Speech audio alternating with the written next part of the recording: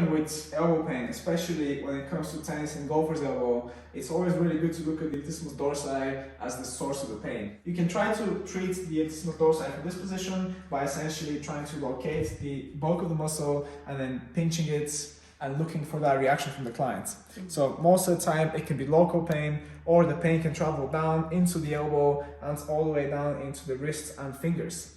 What I like to do though, I like to essentially place the client's arm on my arm there, which essentially is going to even further relax the latissimus dorsi and make it a lot more easy for me to treat it. As you can see, the elbow flares out a little bit, but I'm actually closer towards the body, which makes it a lot easier for me to pinch the latissimus dorsi as a bit higher up towards the insertion point. So as you can see from there, I'm using two hands, and I can first of all mobilize the tissue like this,